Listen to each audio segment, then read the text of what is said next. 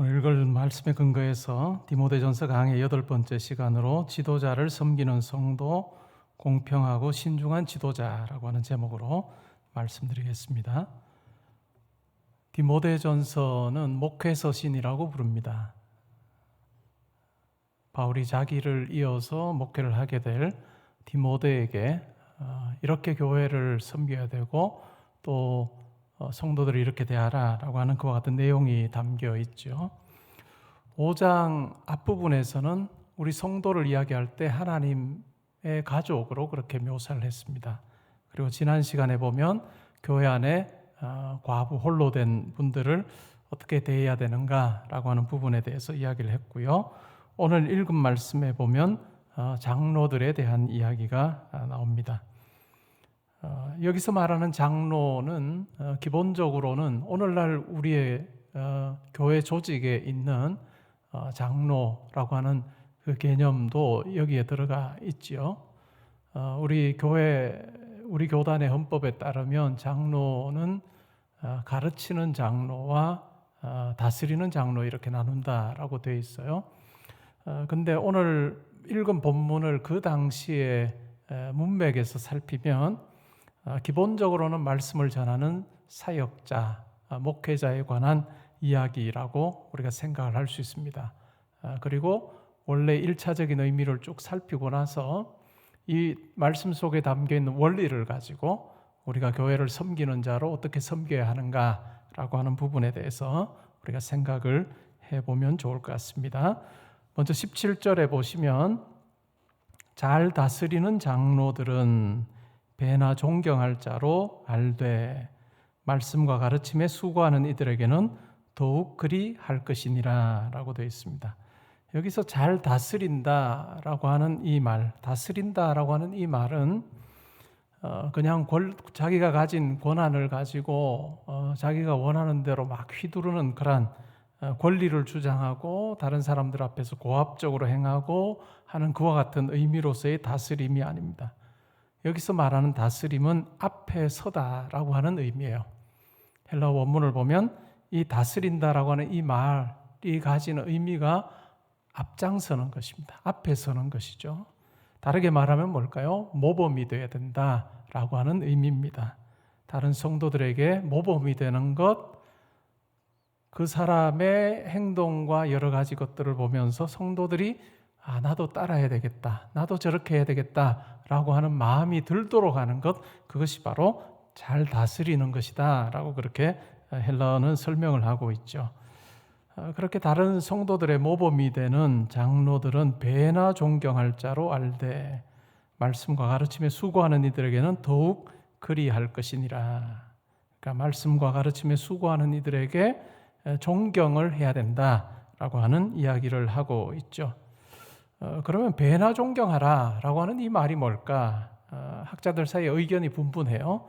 배나 존경하라 라고 하는 것은 그의 사역이나 인격을 보면서 정말 배나 존경하는, 우리가 어떤 흔히 생각할 수 있는 그런 어떤 존경하는 마음을 배나 가져라 라고 하는 것으로도 생각을 할 수 있고, 근데 18절의 말씀을 가지고 생각을 해보면 성경에 일렀으되 곡식을 밟아 떠는 소의 입에 망을 씌우지 말라 하였고 또 일꾼이 그 삭슬 받는 것이 마땅하다 하였느니라 라고 하는 이 말씀과 연관시켜서 생각을 해보면 잘 다스리는 장로들, 목회자에게는 실제로 더 넉넉하게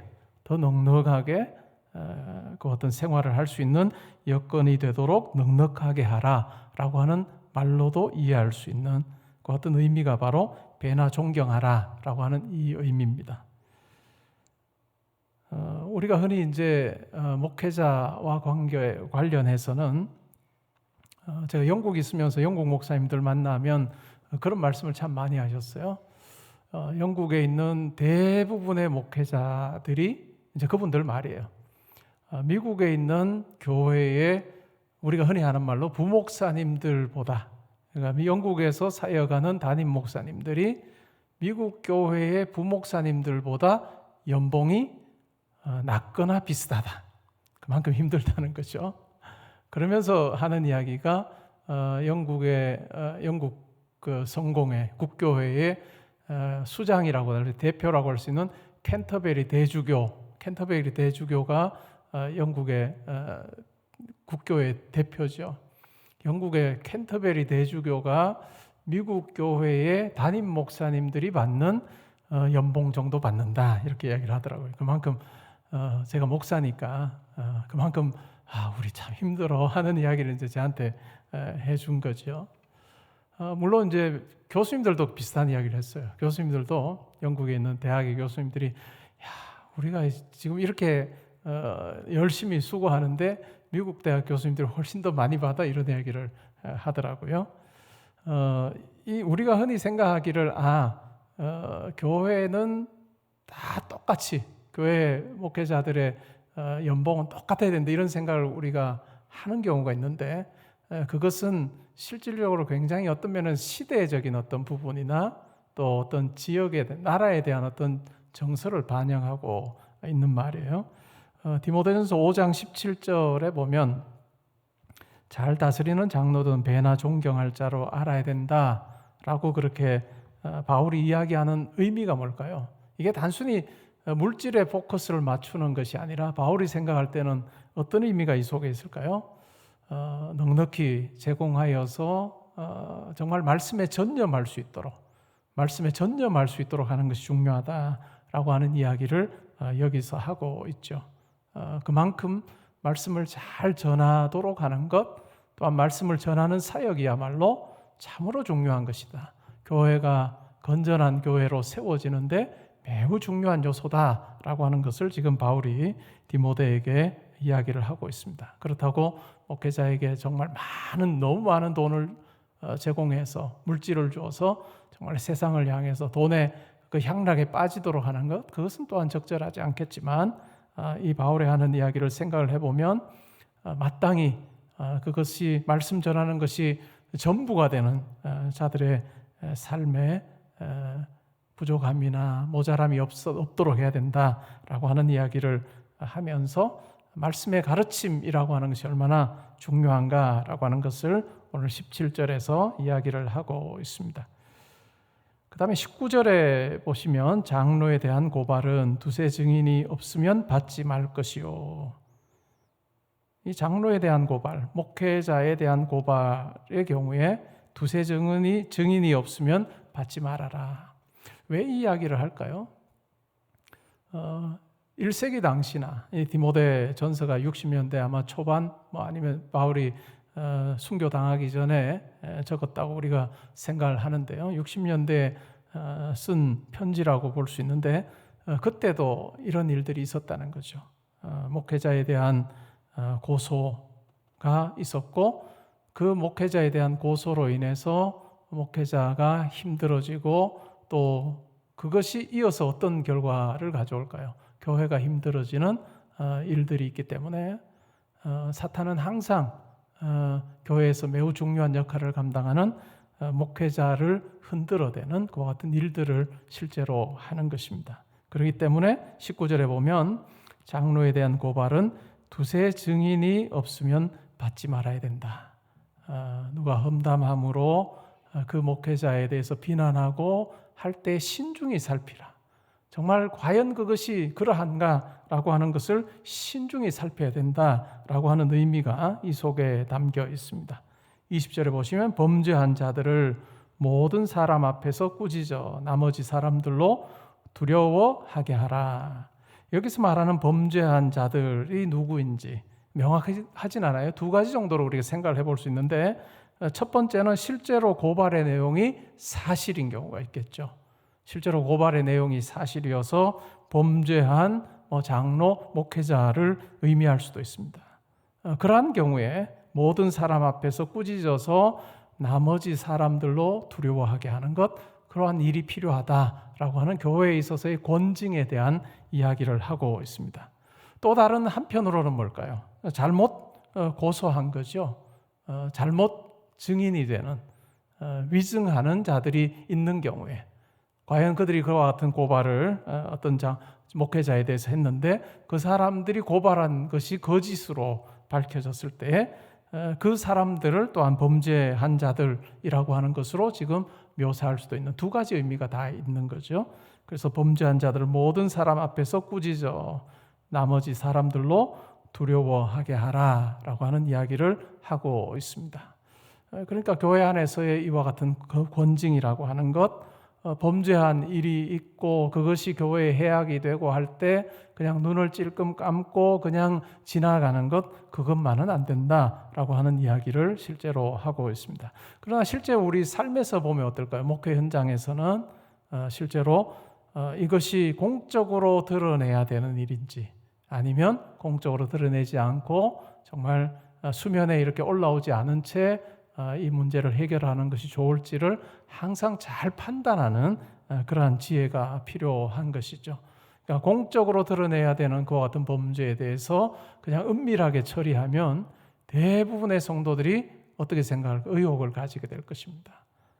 근데 사적으로 그냥 풀어야 될 그와 같은 문제들을 또 공적으로 이걸 문제 삼게 돼도 굉장히 많은 문제들이 생기게 되죠. 그러니까 교회라고 하는 이 조직 안에서, 교회 안에서의 이러한 일을 잘 처리하는 것, 다루는 것 또한 교회가 건전하고 든든하게 서는 그와 같은 부분에 매우 중요한 부분이다라고 이야기를 하고 있습니다. 근데 오늘날은 어떨까요? 오늘날은 권징이 많이 사라진 시대이죠. 권징이 사라진 시대입니다. 권징이 사라져서 교회 안에서 누군가가 어떤 잘못을 했을 때 공적으로 그런 어떤 권징이 잘 행해지지 않는 그러한 시대를 살고 있죠. 왜 그런 분위기가 조성이 됐을까요? 실제로 성장 중심이 될 때, 교회가 성장하자, 교회가 수적으로 부흥해야 된다라고 하는 그것에 사로잡히게 되면 교회가 유지해야 되는 건전함이라고 하는, 건강함이라고 하는 것은 항상 뒤로 밀리게 되는 거죠. 권징하는 교회, 당신이 이거 잘못했어. 권징의 내용 중에 어떤 게 있을까요? 수찬정지라고 하는 것이 있어요. 수찬정지가 뭘까요? 성찬에 참여하지 못하는 거예요. 성찬에, 당신 그와 같은 일을 했으면 성찬에 참여하지 마시오. 마땅히 세례교인이면 성찬에 참여할 수 있으나, 그러나 어떤 중대한 죄를 범했을 때 당신은 6개월 동안 수찬정지입니다 라고 하는 그와 같은 권징의 내용들이 실제로 우리 교단의 헌법 속에 있어요. 근데 오늘날은 수찬정지는 거의 행해지지 않는, 정말 소수의 경우에만 수찬정지가 행해지는, 만약에 교회가 수찬정지를 결정하게 되면, 당회가 결정하거나 하면 어떤 일이 벌어질까요? 요즘 같으면 다른 교회 가면 되죠. 다른 교회 가면 그냥 아무 일 없었다는 듯이 등록하고 다 하기 때문에 권징이 사라진 이러한 시대, 이것은 한국교회의 지금의 오늘날의 모습이기도 해요. 이런 어떤 권징이 사라지게 될 때 성도는 자기의 삶을 한 번 더 돌아보고 돌이킬 수 있는 기회를 사실은 잃어버리게 되는 그와 같은 안타까움이 있죠. 근데 바울은 모든 사람 앞에서 범죄한 사람들을 꾸짖어서 나머지 사람들로 두려워하게 하라. 두 가지 의미가, 목적이 있겠죠. 범죄한 사람으로 하여금 돌이킬 기회를 주는 것과, 또한 다른 사람들로 하여금 이렇게 해서는 안 되겠구나라고 하는 생각을 가지도록 하는 것이 필요하다라고 하는 이야기죠. 21절에 보시면 하나님과 그리스도 예수와 택하심을 받은 천사들 앞에서 내가 엄히 명하노니 너는 편견이 없이 이것들을 지켜 아무 일도 불공평하게 하지 말아야 된다라고 하는, 하나님과 그리스도 예수와 택하심을 받은 천사들 앞에서 이 표현을 보면 어떤 장면이 여러분 머릿속에 떠오르나요? 하나님의 심판대 앞에 섰을 때 심판의 자리에 있는 그 사람, 있는 존재들을 이야기합니다. 하나님, 예수 그리스도, 택하심을 받은 천사들, 우리의 마지막 날에 성도도 또 불신자도 다 하나님의 심판대 앞에 서게 되는 그와 같은 일이 있다. 어느 누구도 피해갈 수 없는 성도의 경우에는 정죄함을 받지 않습니다. 심판대 앞에 성도가 서기는 서지만, 그러나 성도는 예수 그리스도의 그 보혈의 은혜로 말미암아 정죄를 받지는 않습니다. 그러나 믿지 않는 분들의 경우에는 사실은 정죄를 받아 심판받는 그 같은 일이 있죠. 그러나 우리 성도들도 다 이와 같이 하나님의 심판대 앞에 선다라고 하는 것을 염두에 두고 바울이 이 권면을 하고 있습니다. 내가 엄히 명하노니 너는 편견이 없이 이것들을 지켜 아무 일도 불공평하게 하지 말아야 된다. 목회에 있어서 가장 중요한 것이 뭘까요? 편견이 없어야 되고 불공평하지 말아야 된다. 이러한 것은 무엇을 생각해서 하라는 거죠? 하나님의 심판대 앞에 선다는 것을 기억하면서 사실 불편부당한 그와 같은 행동을 하지 말아야 된다라고 하는 이야기를 하고 있습니다. 목회에 있어서 가장 중요한 게 뭐냐면 불공평하지 않은 것이죠. 불공평하지 않은 어떤 성도라도 다 똑같이 대하는, 똑같은 마음으로 대하는 것. 물질적으로 많은 기여를 한 성도라고 해서 야고보서에 보면 그런 내용 나오죠. 금가락지를 끼고 좋은 옷을 입고 교회에 들어오는 교회에 들어오는 사람에게는 그냥 목회자가 그냥 맨발로 달려나가서 맞이하면서 정말 가난하고 남루한 옷을 입은 그 사람의 자리를 그냥 비우게 하고 그 사람으로 비우게 하고 정말 좋은 옷을 입고 있는 사람이 여기 앉으시오 라고 하는 이런 행동은 하지 말아야 된다라고 야고보서에 보면 등장하죠. 그래서 불공평하지 않도록 하는 목회자에게는 그거 참 중요한 부분이 되겠죠.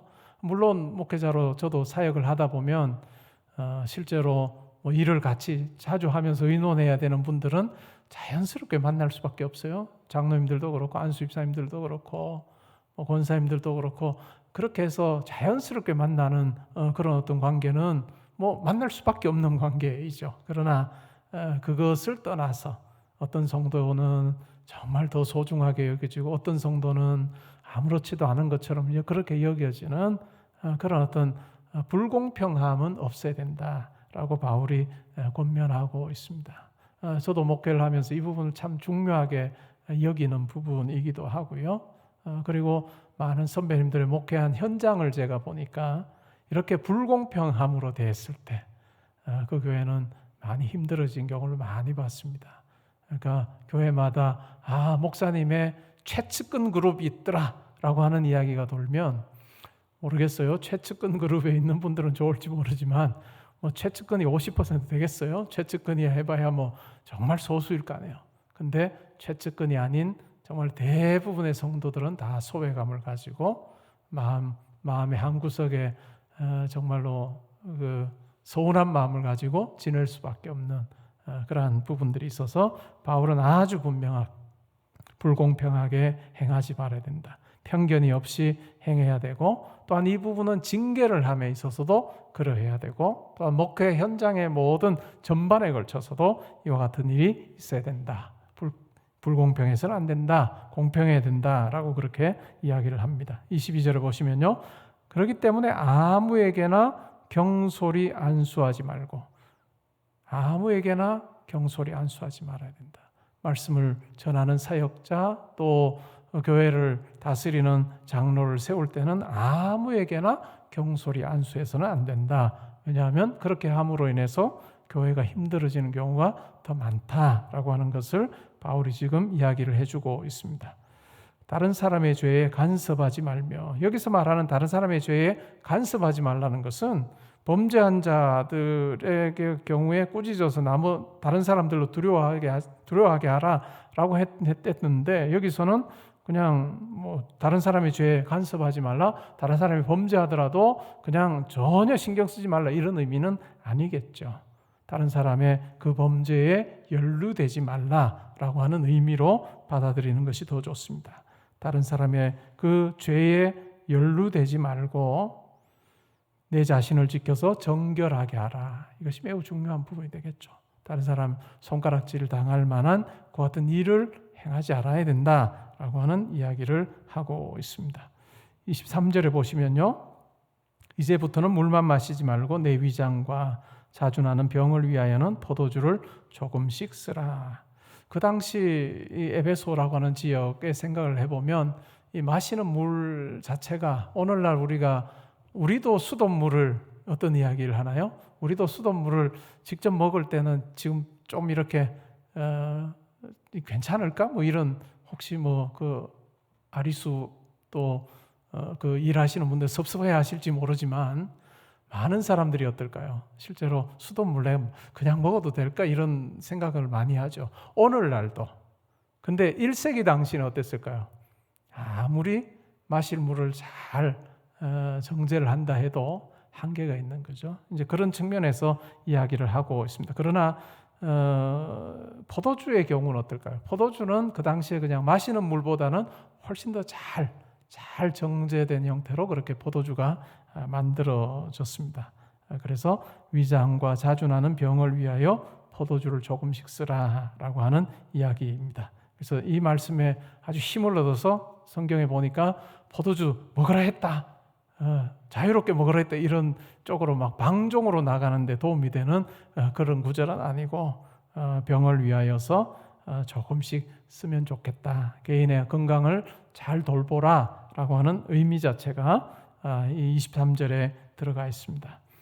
24절에 보시면 어떤 사람들의 죄는 밝히 드러나 먼저 심판에 나아가고 어떤 사람들의 죄는 그 뒤를 따르나니 이와 같이 선행도 밝히 드러나고 그렇지 아니한 것도 숨길 수 없느니라.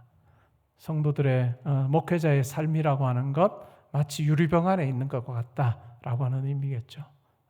마치 유리병 안에 있는 것처럼 훤히 다 보이는 삶이다라고 하는 이야기를 하고 있습니다.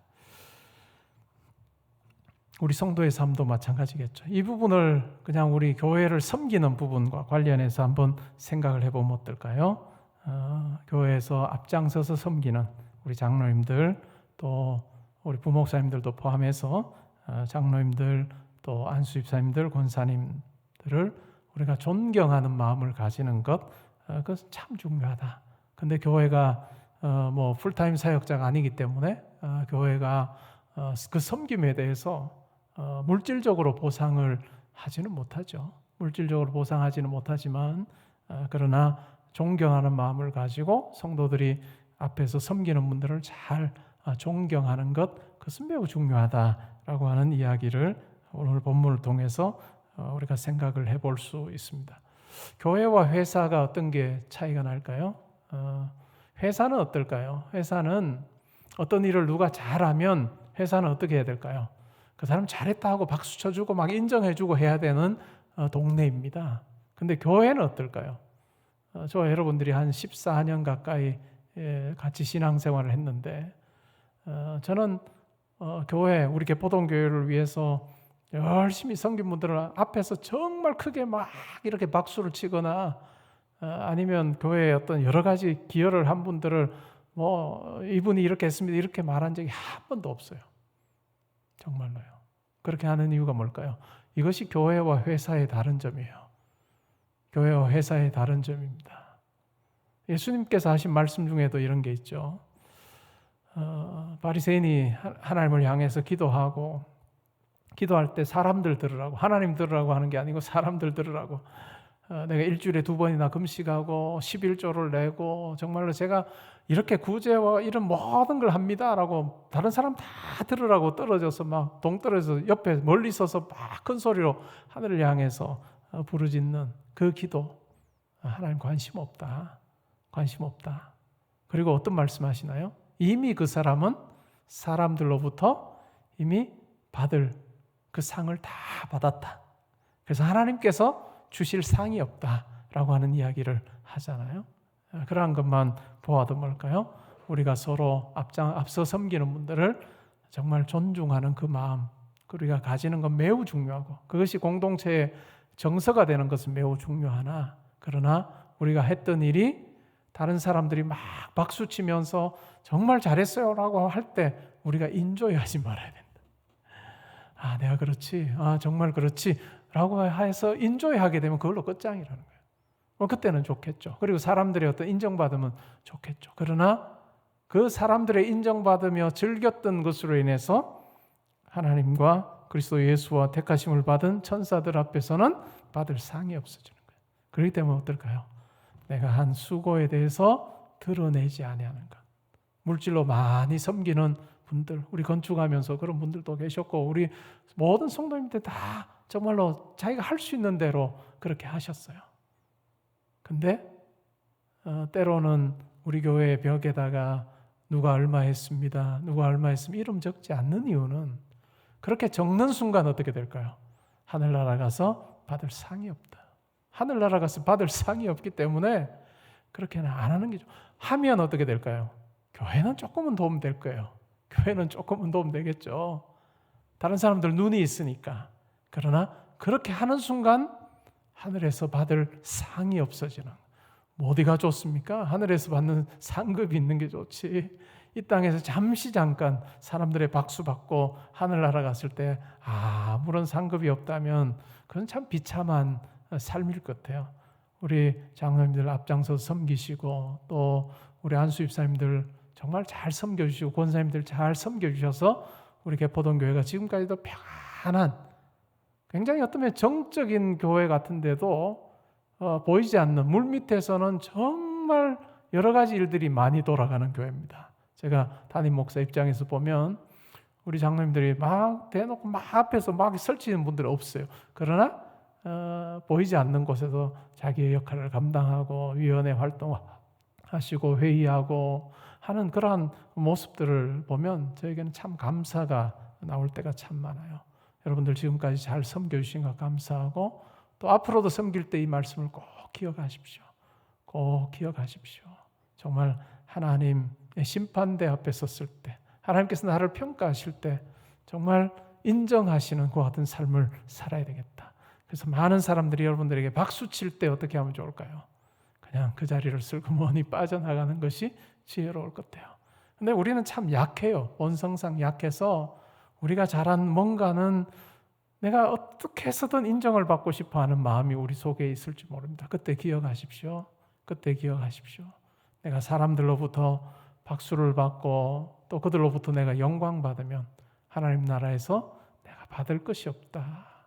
그렇기 때문에 섬기고도 내가 하나님 앞에 감사함으로 족한 줄로 하는 그러한 모습이 우리 가운데 필요하다라고 하는 말씀으로 우리가 받을 수도 있을 것 같습니다.